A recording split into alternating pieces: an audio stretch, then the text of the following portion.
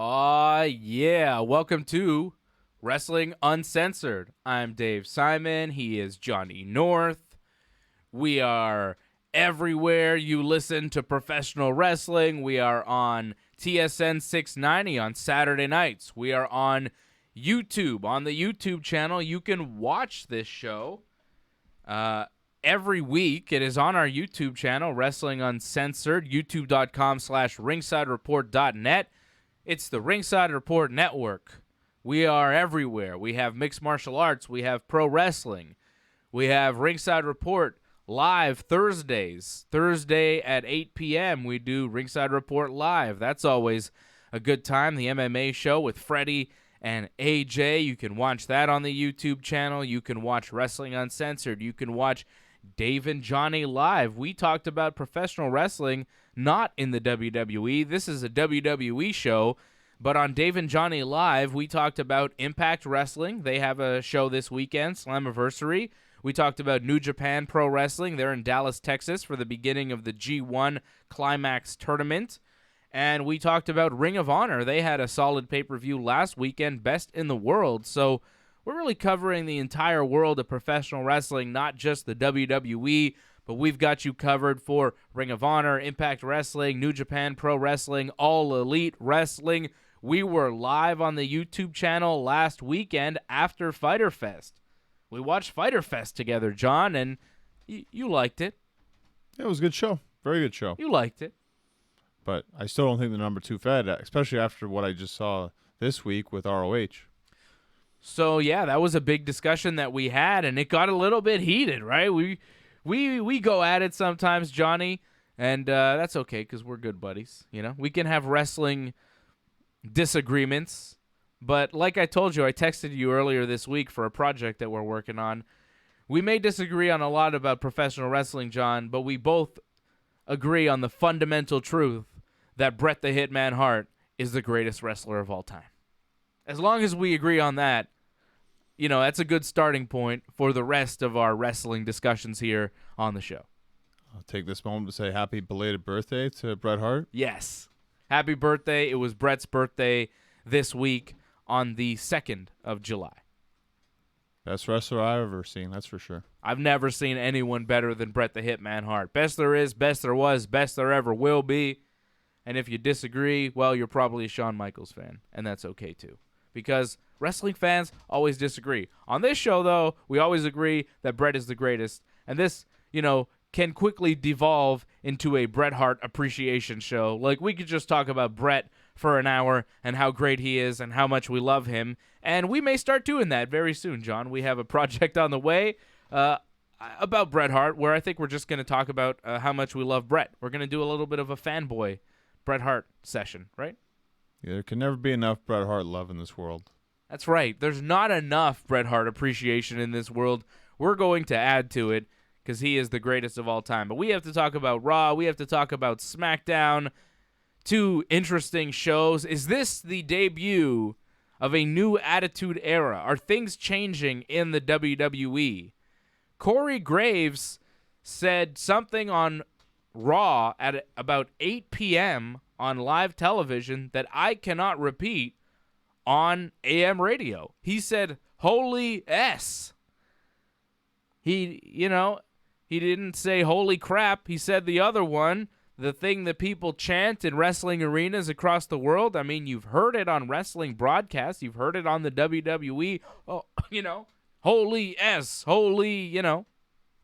It's a lot of holy. And Corey Graves said it on TV this week. I think on microphone. The Kofi thing was worse, in my opinion. Kofi Kingston on SmackDown flipped off Samoa Joe, flipped him the bird.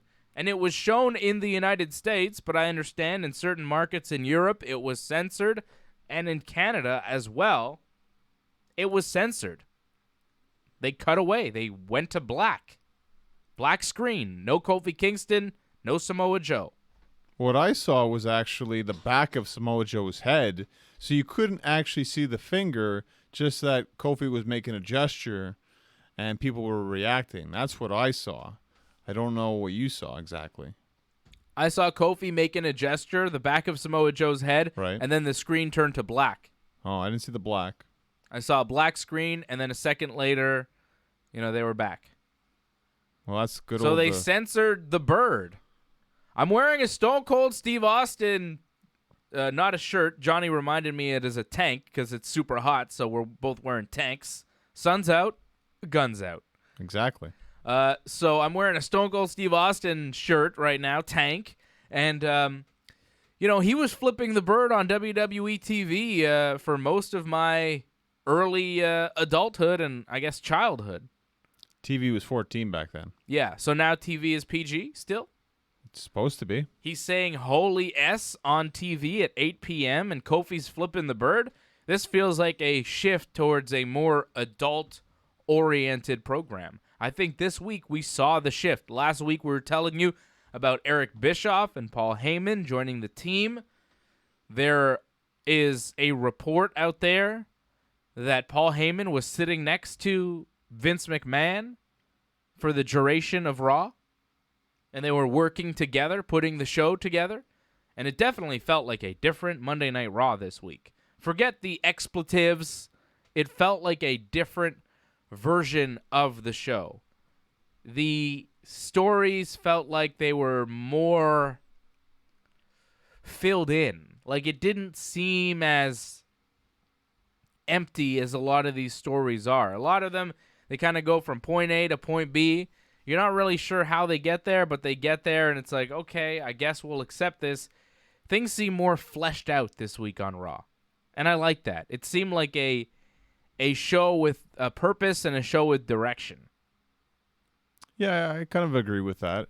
I think Heyman just has a better appreciation for the characters, and I think he has a better idea of how to flesh out the characters instead of the other writers kind of just like, right, well, this is what you should do, and just do this, regardless if that's how you feel. It seems like there is a more clear direction, but let's first get to the expletives and the flipping the bird and the Corey Graves swearing on commentary. What's going on? Well, I think in the Corey Graves situation, it kind of suited the moment. You had a moment where the stage blew up, two wrestlers, there's pyro going off like crazy, and it looks like someone was seriously injured. So I thought that moment, it made sense for him to say something like that, because if it's truly happening, which in this kind of story it is, right? Right. They're trying to make it seem real, so that's why he swore. So I think it made a lot of sense. Okay, but we know it's not real, and he Okay. did swear, and it is a departure from what they've done on Monday Night Raw. And when's the last time somebody swore on Raw and it was sanctioned in the script? It's been a very long time, that's for sure. Very long time. I think, So clearly they're trying to show you that they're willing to deviate from the norm. They're trying to show you that they're willing to go outside of the box, finally, for this show. They're going to do things that may surprise you and may shock you. well, they're changing it up, right? Because now they blew up the stage, so now we're going to get a brand new stage, right, for Raw? That's the rumor, right? That Raw is going to get a new stage. So Raw started with Braun Strowman versus Bobby Lashley, last man standing.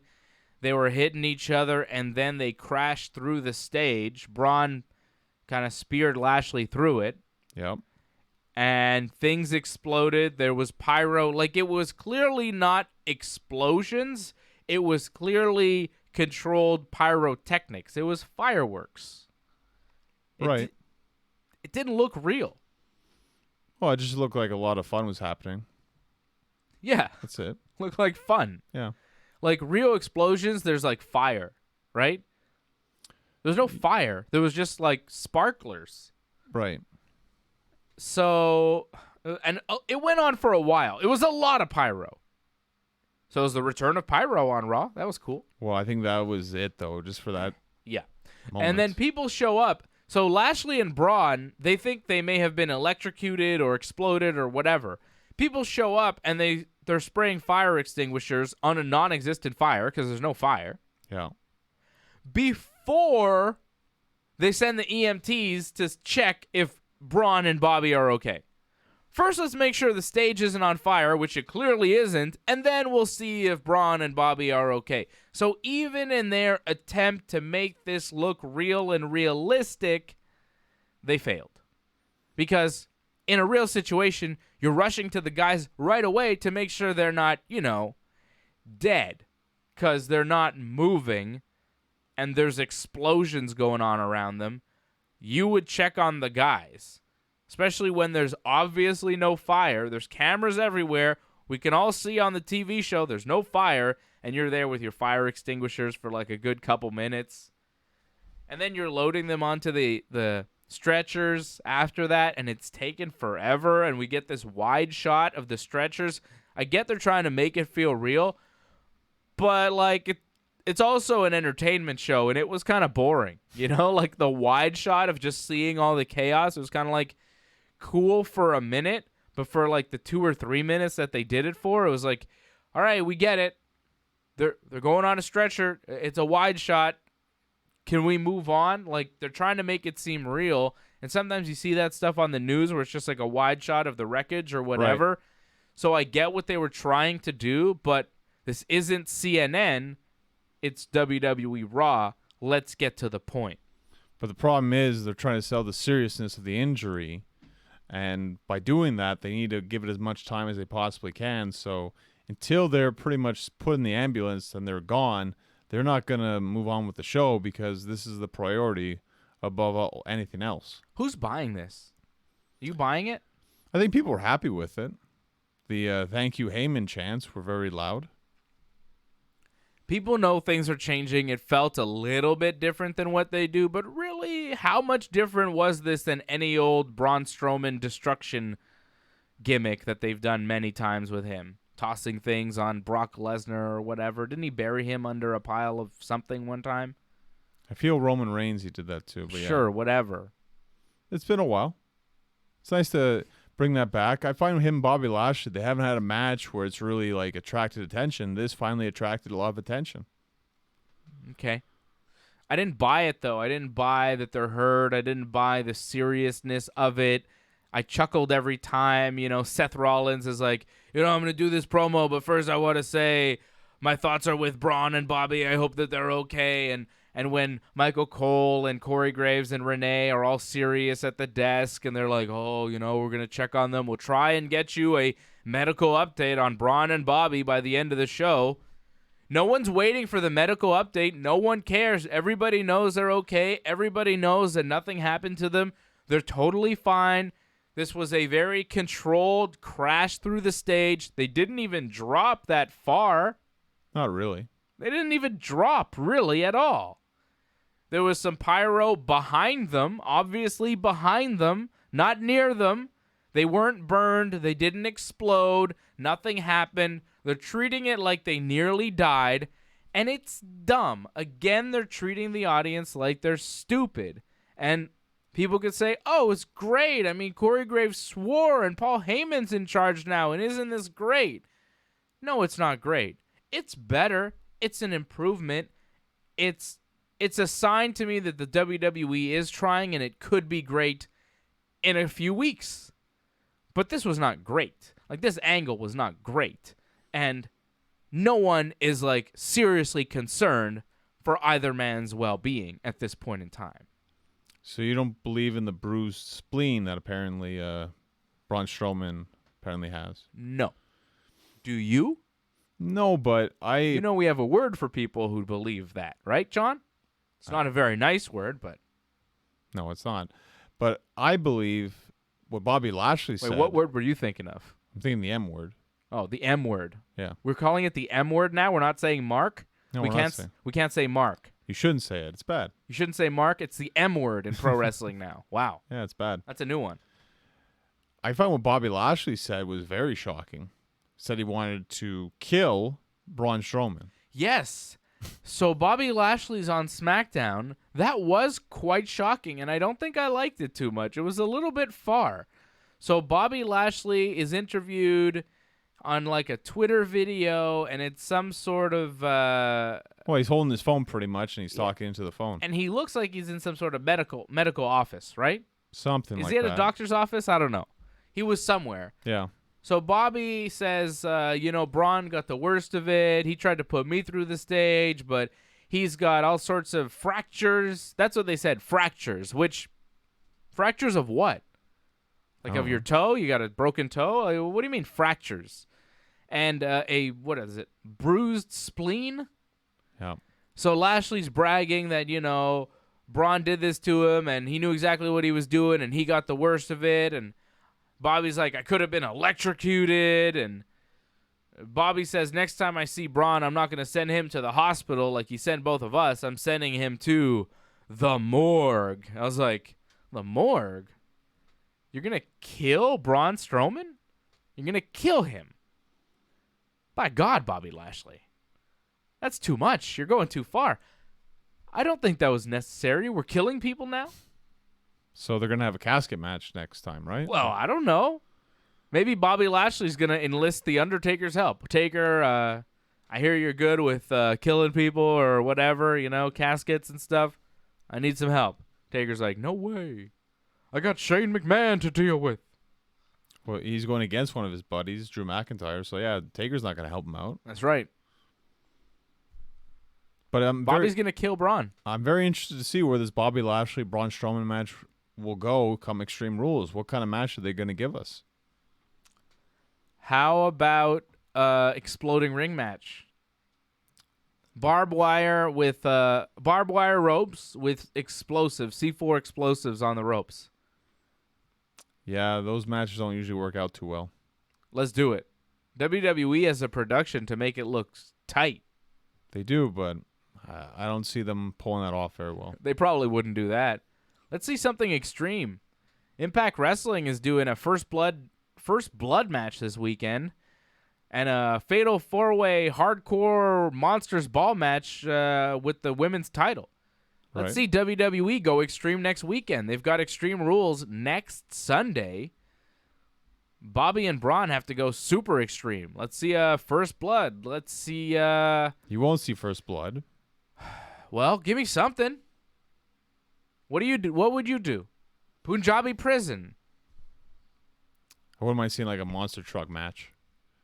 A monster truck match? What's a monster truck match? They had, I think it was the Giant and Hulk Hogan and WCW do that. Where they were just in monster trucks running into each other? Yeah. That's not wrestling. That's a monster truck smash-a-thon. And then I think they had to fight each other, and then they knocked each other, I think, off like a roof or something. A monster truck match. Is this a shoot, John? Are you serious? You want a monster truck match? I was just thinking of it, and I saw Zev's toys, and I'm like, yeah, that would make sense. Why not? So you're inspired for gimmick matches by my son's toys. How about a Legos match? The ring. That's not fun. The ring is filled with Legos. It's not fun at all. It's not fun for Braun and Bobby when they have to bump on the Legos. You ever see guys bump on Lego? I don't want to see that. You've never seen that before? I want to see the monster trucks, to be honest. You want to see them run into each other in trucks. I think that'd be fun. Why don't you just watch Monster Spectacular? Why don't you just go to a monster truck rally? That seems to be what you really want. You don't want pro wrestling. You want monster trucks. Well, I think their match needs to be above and beyond a usual match. And that's why I'm thinking monster truck. Oh, yeah, a ring filled with Legos or an exploding ring barbed wire match. That's not different. Monster truck match, that's really what you want to see. Are you stuck in the Dungeon of Doom era? What's going on here, John? I just don't think an exploding ring match, they could pull that off. I think with a monster truck, then they could pull that off. You think they'd pull off the monster truck rally match better? Okay, Johnny. Remind me never to hire you as a booker for my Fed, okay? Because your ideas are the worst. The drizzling graves. I can't say the word. So that was interesting on Raw. Kofi Kingston had an interesting week. The New Day, Xavier Woods and Big E had a match against the Viking Raiders.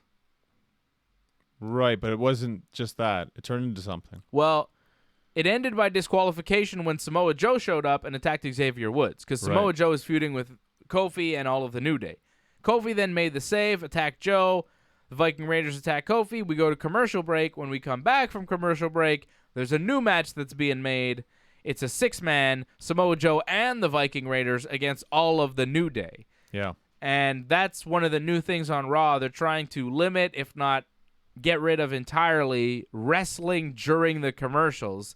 So before the commercial ends, they find a way to end the match and then restart it when they come back. They're doing it by having tag team matches turn into 6-man tag matches. They're doing it by giving you 2 out of 3 falls matches where one fall happens and then we go to a commercial break. They're doing it by just a bunch of brawling at ringside during a match on SmackDown, and then they just stop the match because there's too much chaos at ringside, and then they restarted it later. Like that happened too, which we'll get to. So they're doing all sorts of weird, wonky stuff. It's not great. It's clunky, you know? I don't mind the fact that I'm not missing anything when it goes to commercial. I like that fact. Yeah. However, I mean, it's not like you're missing anything great anyways during the commercial, so. I don't like the fact that it seems like they're rushing to some sort of finish and conclusion so that they can go to commercial break and then bring you a new segment when they come back. It makes it feel faker than it is. Well, they just have to plan out the matches better, I think, for that. I guess, unfortunately, the matches will have to be shorter in a sense. Well, that's the problem. You can't have long matches now without them being interrupted. I think in some cases it should be allowed. Just, the match, even when it goes to commercial, like we've been to live events, the match just slows down. I think in some cases, just do that. It makes sense. Work a rest hold for a couple minutes, and then when the lights come back on, start going again. Or just oversell on the outside. I mean, in a long match, especially like a main event kind of match, I feel like you kind of need to do that. Yeah, overselling on the outside. That's a good idea. Or just taunting, But I understand. Working a 10 count. Maybe cutting down on the other matches that probably don't need to be that long. I'm actually in favor of that. So Samoa Joe and the Viking Raiders wind up winning. Joe choked Kofi out with his Cohita clutch. This was huge because this was Kofi's first loss since winning the WWE Championship. Very big, and it almost makes you wonder, maybe Joe could take the title at Extreme Rules. No, this is exactly why I think Joe won't win, because he's the first guy to do it, so it won't be Joe. It's the first time Kofi has lost in a match since winning the WWE title at WrestleMania. This is months now that Kofi's gone unbeaten. He loses in a 6-man. I liked the match. I thought it was good, and I thought the finish was solid. I liked seeing Kofi lose. It makes Kofi seem vulnerable. You want your babyface champion to seem vulnerable going into a title defense. You don't want him to feel like he's unbeatable. Especially as a babyface, you want some sympathy. So I think him losing to Samoa Joe this week on Raw was very smart. Very smart. It felt like maybe a Paul Heyman move, a Paul Heyman decision. Well, whoever decided it just helped Joe so much because it made him a credible threat. I find Joe, after losing the U.S. title and then to be put right into the WWE title, it just made it seem like, well, you're just going from one to the next. There's no real rhyme or reason to it. Now you kind of have a rhyme or reason. He beat Kofi in a match. He deserves to be the number one contender. And over on SmackDown, we had a confrontation again with Kofi and the New Day and everything going on with Kofi and Joe, right? Yeah. Big E wrestled Daniel Bryan on SmackDown. I thought that match was fantastic. It was good, yeah. Daniel Bryan getting the win after the running knee, getting the pinfall victory. Kofi Kingston cuts a promo on SmackDown. Samoa Joe shows up and says, Kofi, you're using Xavier Woods and Big E to help you stay on top, to help you remain WWE champion. Kofi says he won at WrestleMania, he won at Money in the Bank, and at Stomping Grounds all by himself. He doesn't mention that he got help at Super Showdown from Xavier Woods. It happens. Kofi says that he's going to beat Joe at Extreme Rules all by himself, and that Joe is just jealous because he'll never have the WrestleMania moment with his kids that Kofi did. Which, I mean, who wouldn't be? That's one of the greatest moments a wrestler could possibly have. Oh, he beat Rey Mysterio in under a minute. That's a pretty good moment, too. But Kofi had his whole family in the ring with him at WrestleMania for a celebration after winning the WWE title. That doesn't happen very often. No, but Joe, after so many years trying to get to WrestleMania, 2 years being in WWE, not being on WrestleMania, but finally got the moment, that's still pretty good. Sure. Kofi undersold that, in my opinion. Kofi's moment is better, though, isn't it? Oh, you're kind of like Seth Rollins now. Like, oh, I'm better. Look at my paycheck. You know, it's better than yours. Like, Wow. You're not a good baby face, man. We'll talk about Seth. Seth apologized this week, as he should. So we'll talk about Seth in a minute. So then Kofi, Joe wants to shake Kofi's hand. He's like, shake my hand, Kofi, out of respect. I wouldn't trust him. And if you shake my hand, I will guarantee the safety of all your friends and family. All you have to do is shake my hand. So Joe is, attacking Xavier Woods on Raw. He's attacking the New Day. He's basically telling Kofi, I'm going to keep attacking these guys, blindsiding your friends, unless you shake my hand. Right now, Kofi doesn't shake his hand, flips him the bird, gives him the double fingers, or just one finger. Just one, I think. Just one finger, the old Stone Cold salute. Hits him with Trouble in Paradise. And walks away. Kofi. Stone Cold Kofi Austin. Interesting move by Kofi.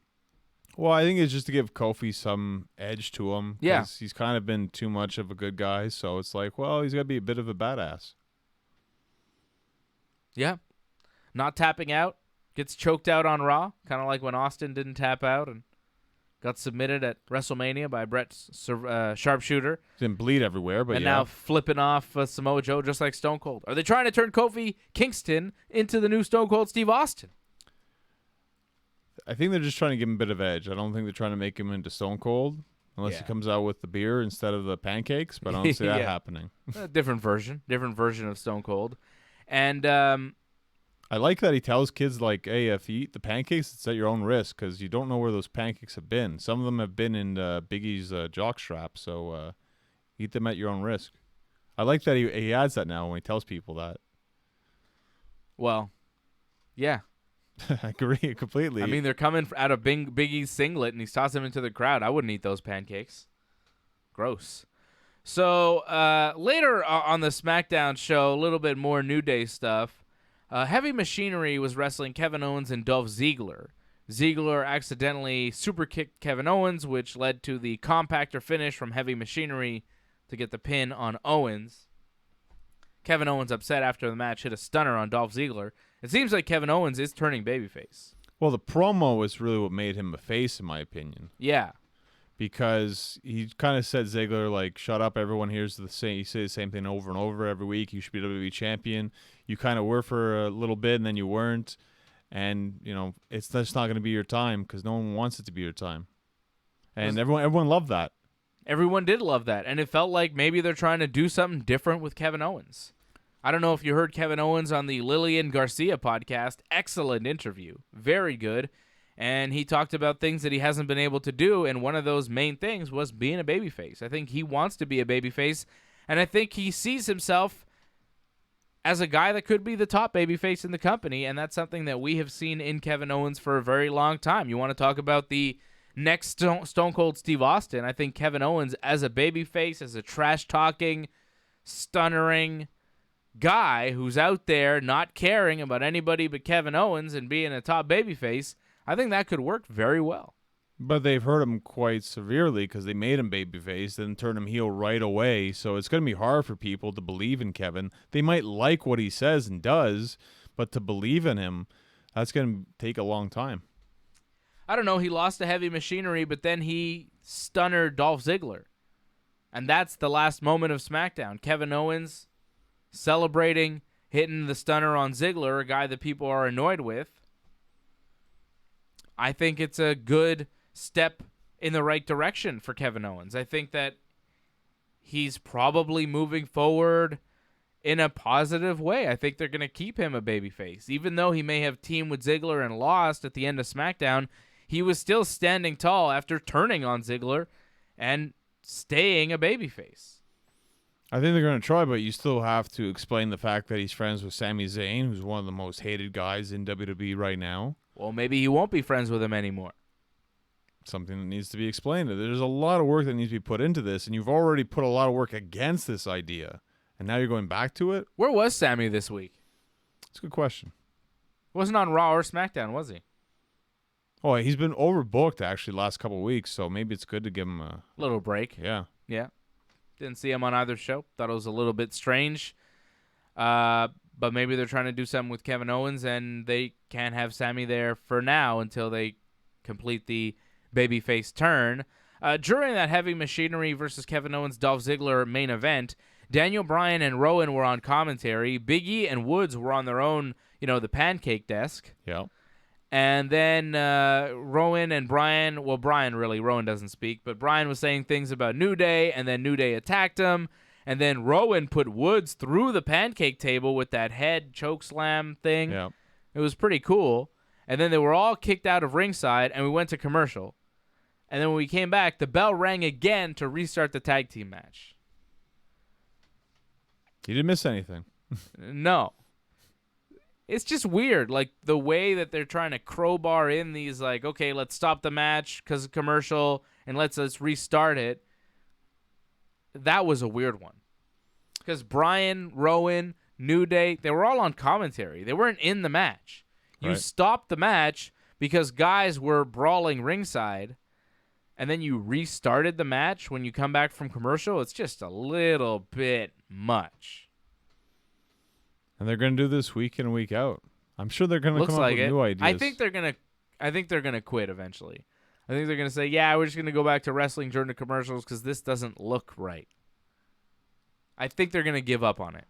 I think they'll at least try up to Fox at least, and then we'll see how it works out then. If it doesn't look good on Fox, then they'll stop. That's the only thing that would save it, I think. I could see it running till at least October, but I don't know if it'll be like a forever thing. I think they might change their minds in a year, Well, that's another thing, too. Like, with it being on Fox, they might want a more authentic-looking kind of show, and it kind of feels better when the fact that, there's still action going on during the break, no? Yeah, that's it. It feels more live. It feels like things are really happening. Remember when you could watch on the app what happened during the breaks? I remember, yes. You could watch the matches. Like, check out the app. They would push it constantly. Not anymore. That used to be a thing. Nope, not anymore. They gave up on that pretty quick.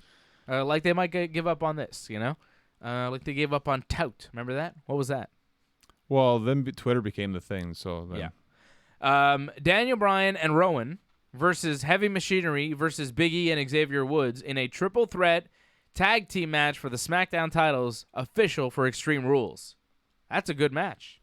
It's good, but Sammy and Kevin beat the New Day at the last pay-per-view. They should have automatically been in that match, too. Yeah. I think it's kind of ridiculous, but whatever. They're changing things up. I don't know.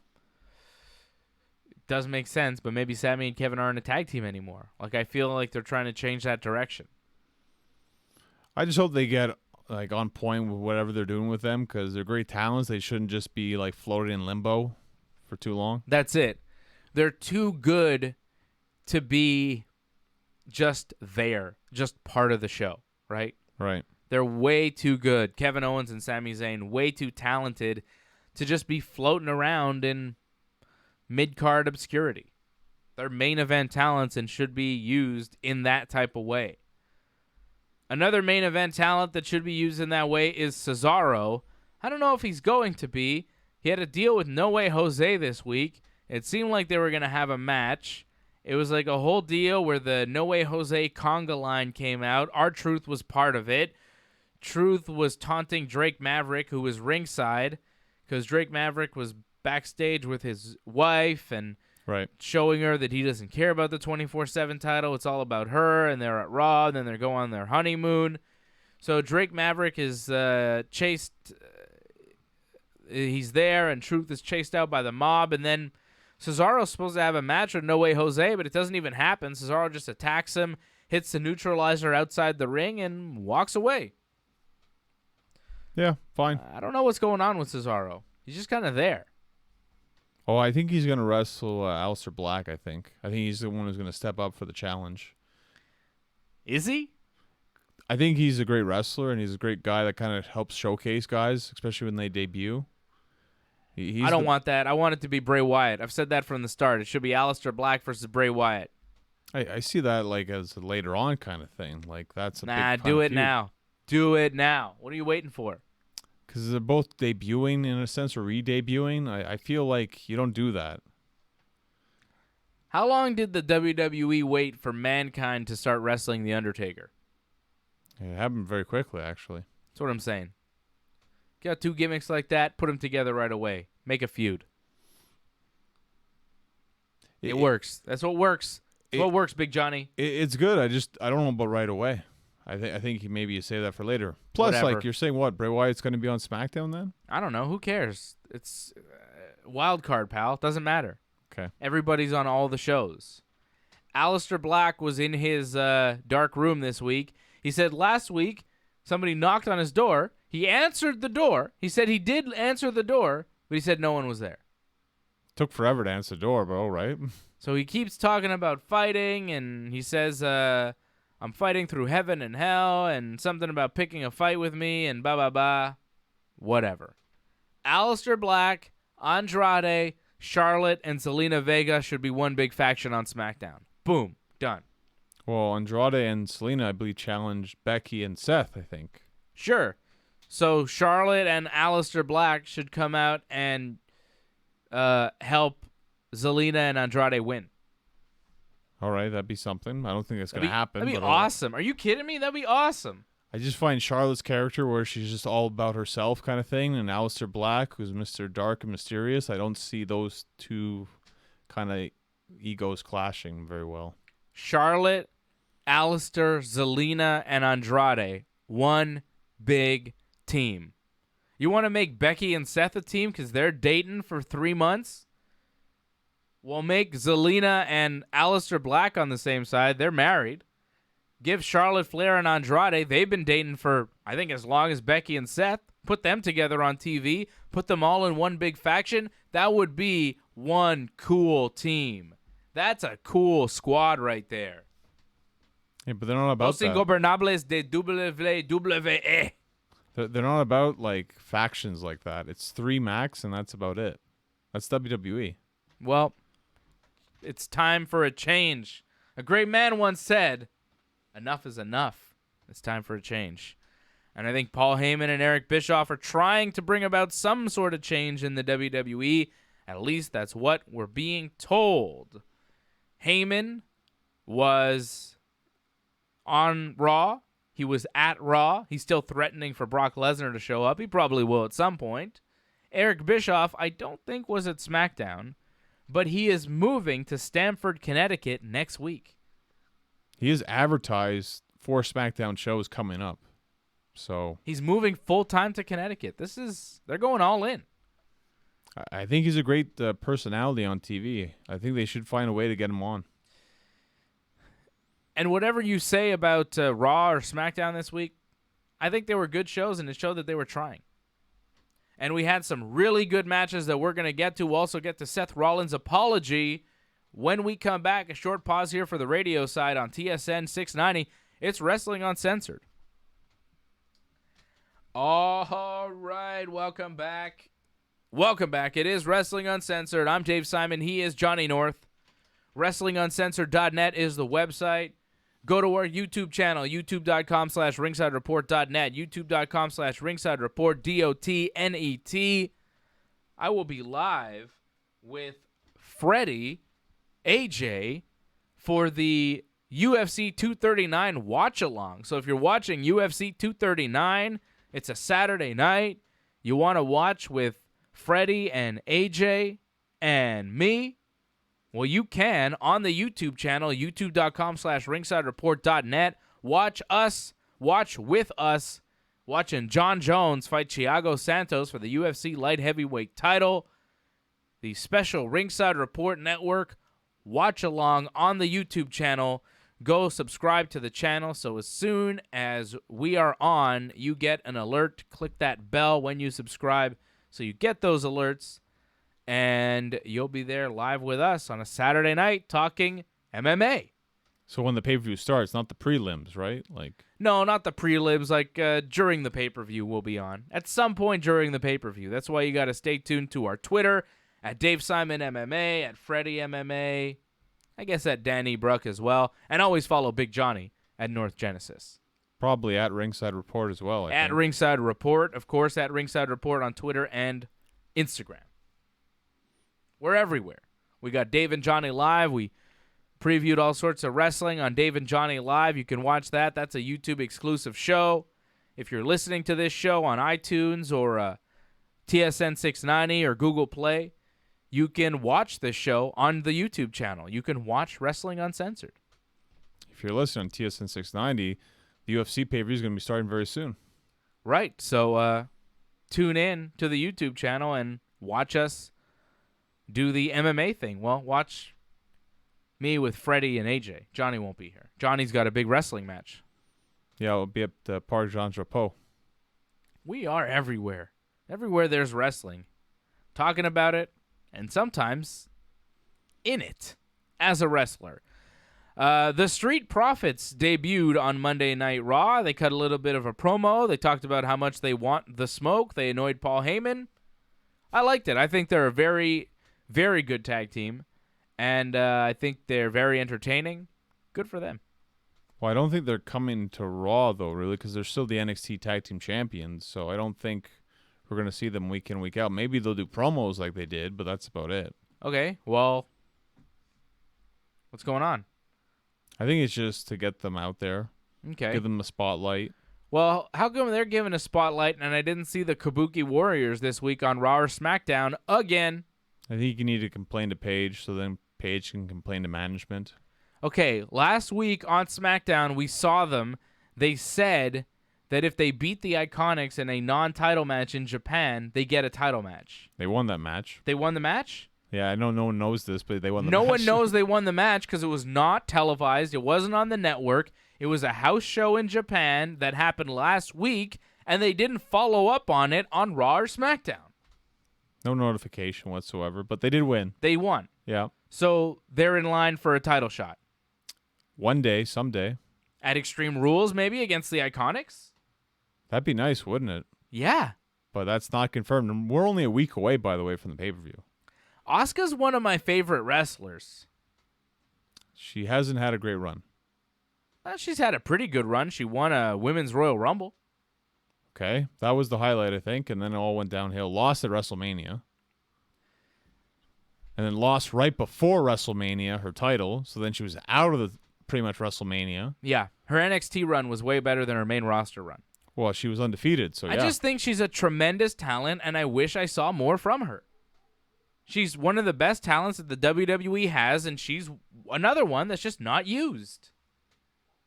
Because she's not used, it doesn't feel like she's one of the best talents. It just feels like she's just one of the people in the background. Very much like a Shinsuke Nakamura, who was... Is he still in the company? Well, he's feuding with Finn Balor, right? But that kind of got ignored this week. Oh, yeah. Whatever happened to that? That happened last week and then disappeared. Where's Rusev? I think he's just waiting for his contract to run out. Makes sense. That's what I would do if I were him. AEW for Rusev seems like a really good fit. So, no Asuka, no Kairi Sane, who's another tremendous talent. They're just not on TV. The Iconics, I don't think were on TV either. It was just pretty much Bayley and Nikki Cross. That's the main thing going on. A lot of Nikki Cross, a lot of Alexa Bliss and Nikki Cross, right? That seems to be the main focus. And look, I was complaining on this show a couple of months ago that Nikki Cross wasn't on TV. I'm happy we're seeing a lot of Nikki Cross. She's a tremendous talent. I thought she did very well and has been doing very well. It was very odd kind of booking, like where she beat Carmella after Alexa couldn't, but then lost to Bayley this week. Well, I thought that made perfect sense, and I'll tell you why. They're doing a story like last week, Nikki Cross beat Bayley. Right. Right? And she won a title shot for Alexa Bliss. Right. Alexa Bliss wrestled Bayley at the last pay-per-view, Stomping Grounds, and lost. Uh-huh. So they're showing, well, Nikki Cross can beat people that Alexa can't. So Alexa loses to Bayley, Nikki beats Bayley. Alexa loses to Carmella. It wasn't really a match. I mean, Carmella rolled up Alexa 1, 2, 3, and it was over. It was like not a match. It was one move, literally. Right? And then Nikki Cross has a real match with Carmella, beats her with her swinging neck breaker and the pinfall. Nikki Cross, very good in the ring. Her cross body from the top is excellent. She's a very talented wrestler. And that's what they're doing. They're showing you that, well, Alexa may not win because Nikki Cross is better. Nikki Cross is better, and that's what they continued because Alexa Bliss said, oh, Nikki, you're so good. You're winning all these matches. Maybe you should host Moment of Bliss instead of me. So Nikki Cross hosts Moment of Bliss on SmackDown. She talks about how she's from Scotland and has a bit of an accent. It's like a very thick Scottish accent. I like it. Bayley is the guest. Bayley says Nikki doesn't have to do Alexa's bidding. And Nikki gets upset because Bayley's always ragging on Alexa.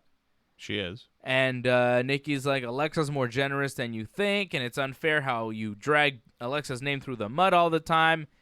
And Bayley says, well, why am I facing Alexa at Extreme Rules when it should be you? You beat me last week, and you beat Carmella on Raw. And Nikki's like, well, I don't know. But I don't know also why you're not wrestling me right now in that ring. And Bayley's like, all right, let's wrestle. And then Bayley beats Nikki Cross because Bayley can't just keep losing to Nikki Cross. Bayley's still the champion. If Bayley loses 2 matches in a row to Nikki Cross, well, Bayley doesn't have much credibility as a champion anymore. So they're 1-1. Like, it's not as though Bayley got the win back and now Nikki Cross is no good. Nikki Cross still beat Carmella when Alexa couldn't, and Nikki Cross still beat Bayley last week, even though Bayley won this week. Bayley's a champion. You got to keep her looking somewhat strong going into a title defense next week on the pay-per-view at Extreme Rules against Alexa Bliss. One that she more than likely might lose, I think, because Alexa, let's face it, she lost the last one. I don't see her losing again right away. She doesn't lose that many matches, Alexa, and she lost on Raw as well. I think she loses again. I think Bayley retains. Wow. That Yeah. just doesn't usually happen with Alexa.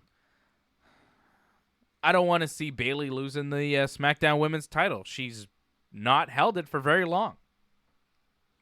I understand that, but Alexa Bliss has usually been on top. It's a change. Alexa Bliss isn't even on SmackDown. Right? She's a Raw wrestler, technically. That's what would be interesting about this. Well, I mean, look at Samoa Joe. Yeah, he's a Raw wrestler challenging for the WWE title, which is on SmackDown.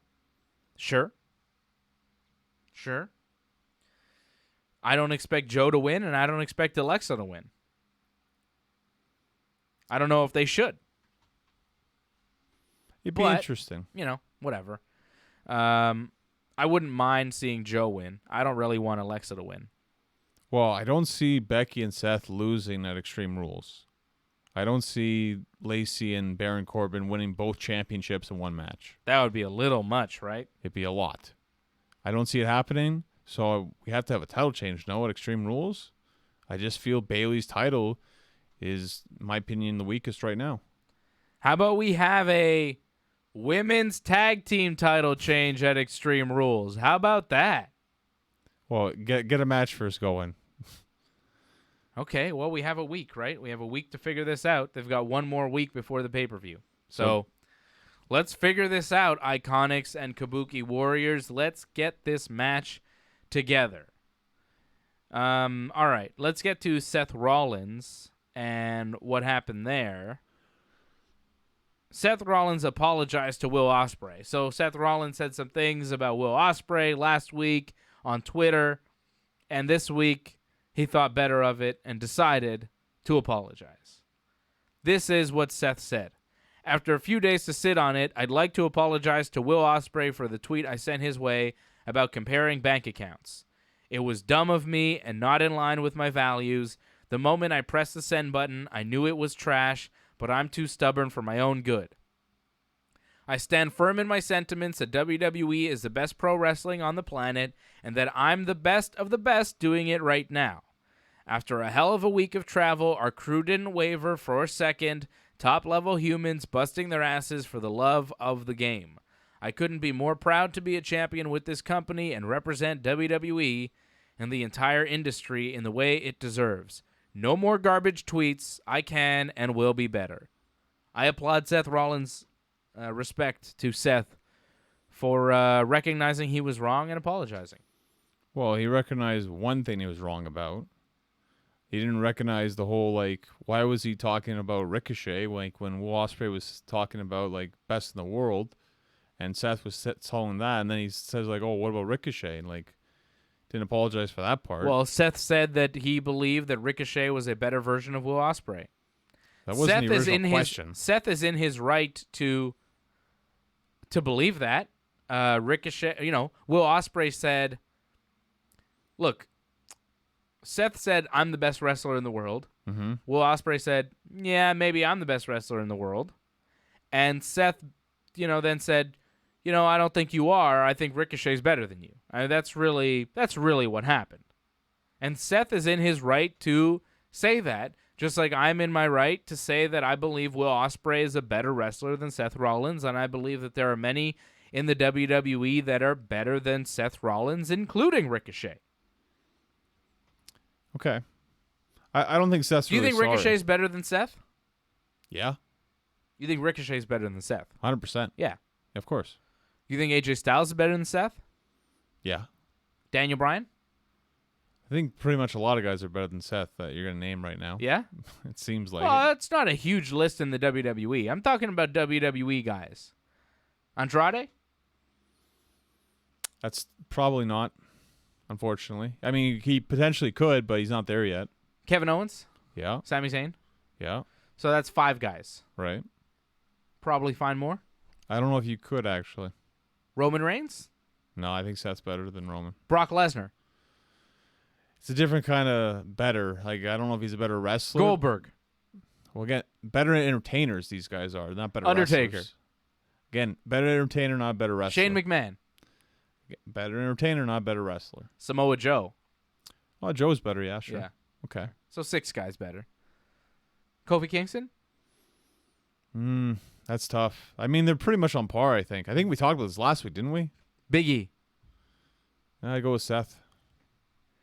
All right. So I think we could agree that Seth is roughly the 7th or 8th best guy in the WWE. Again, we thought he was top 10. Yeah, for sure. He's top 10 in his own company. Yeah. He's not top 10 in the world. Yeah, but that's fine.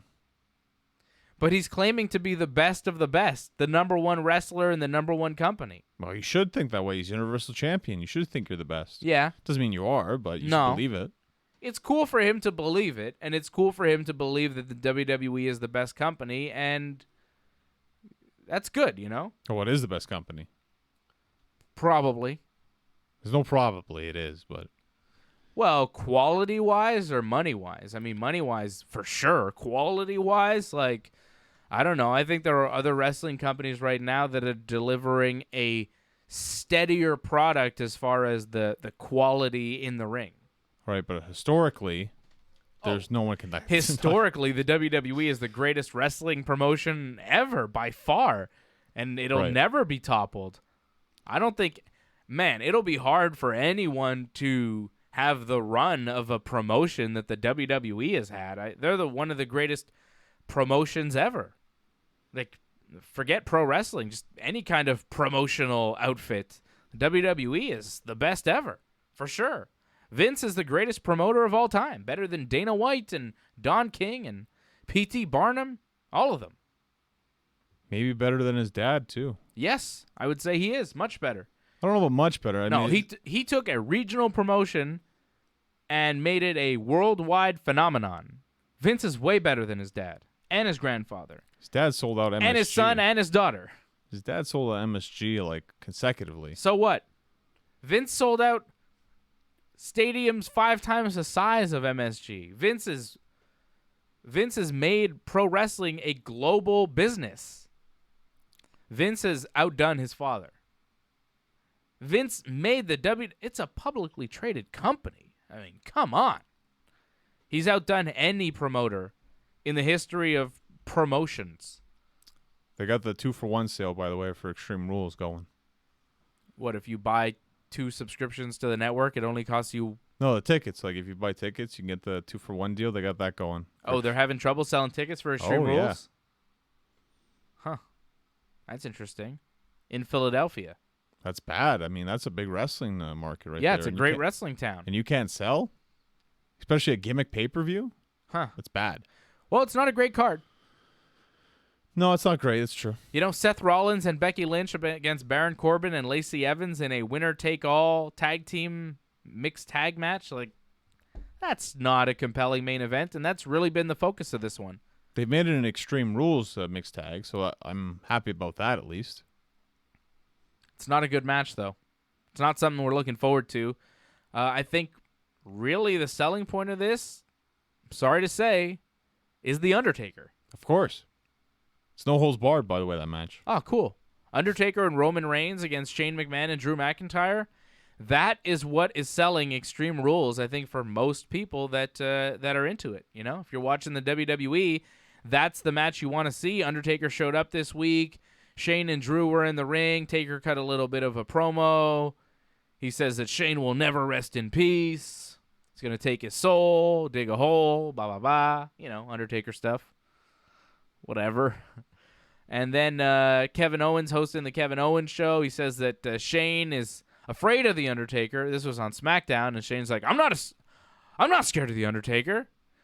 And then Kevin Owens is like, it looks like you're scared of the Undertaker. And that's what it looked like, but you know, whatever. They've wrestled before, so he's not that scared.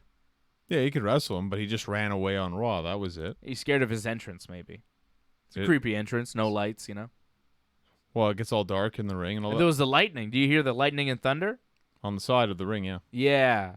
But, like, it was just sound effects. It didn't crash down. Remember when they actually had, like, lightning That was a in while the ago. arena for The Undertaker? It has been like that for a long time. That was the coolest thing they ever did for The Undertaker. Well, that's when he came back, too. I think he came out of the casket when Kane, burnt him in the casket. That was awesome. They Yeah. need to bring the lightning back. And druids. More druids. But the Druids turned on him one time, so that's why I think he stopped using the Druids. Oh, no more druids. I guess druids are for the other guy there, Joey Ryan. Different kind of druids. Yeah, apparently they're not going to do that anymore, too, apparently, what's his name, Tony Khan, didn't like that segment whatsoever. Well, he's wrong because it was awesome. Sorry, Tony. Love you, TK. All right, match of the week. It's time to reveal our match of the week. The nominees are... I think there are 2 nominees, okay? I can tell you it's AJ versus Ricochet right away.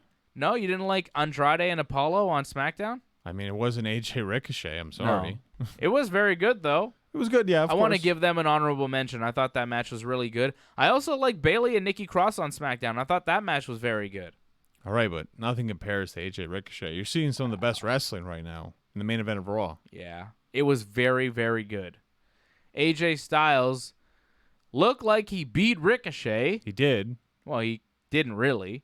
They rang the bell and they gave AJ Styles the U.S. title, but Ricochet's leg was under the ropes during the pinfall. A second ref showed up. They reversed the decision, and then, of course, they go to commercial break so that when we come back, we can have a new match and they can ring the bell again. So they restart the match, and Ricochet rolls up AJ Styles with a nice little roll-up move and beats AJ. And then the shock. And then, so the Good Brothers, Carl Anderson and Luke Gallows, they were trying to get Ricochet and AJ to wrestle all night, kind of saying, hey, Ricochet, AJ can beat you any night of the week. And Ricochet's like, I think I can beat AJ.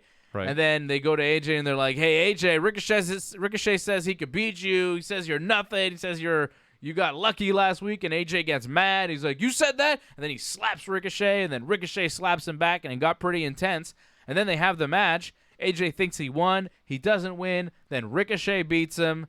And AJ got mad. The Good Brothers jump on the apron. It looks like they were going to attack AJ and Ricochet, but they don't because AJ attacks Ricochet instead, turns heel. The Good Brothers come in, hit the Magic Killer on Ricochet, and then AJ hits Ricochet with a top rope Styles clash. Second rope. His butt was on the top rope. Right. Whatever. It was sweet. It was. Too sweet. They Too did sweet they me did the symbol. when you meet me. They did the symbol. I loved it. It's a good ending. They're back. The Brothers, the Club, the Bullet Club OGs. Carl Anderson, Luke Gallows, and AJ Styles back together. I like to see them all together. They should get Finn in their team too. Like, come on. This is what people want. People want these guys together. Put them together. What are we waiting for? Couldn't you get Nakamura, though, in the group? Put Adam Cole in there, too. Well, I don't see that happening. Why not? Because Adam Cole has his own group. He was in Bullet Club. Right, but he's got his own thing going on. Add right? them. Put them. Make it giant. Why not? Jeez, that's huge. Why not? Again, usually a Get three-man Bad group. Luck Fale in there, too. Can you get Bad Luck Fale? It's usually 3 people in a group, right? I'm sick of the 3-person group. And I'm telling you, like I've said before on the show, if they're going to do 3 people in a group all the time and only 3-person groups, they need 6-man tag titles. Michael Hayes is loving this right now. He loves the 3-person. All right, brother. All right, Big Johnny. I think we are over time. When is your next match? When can people see you in the ring?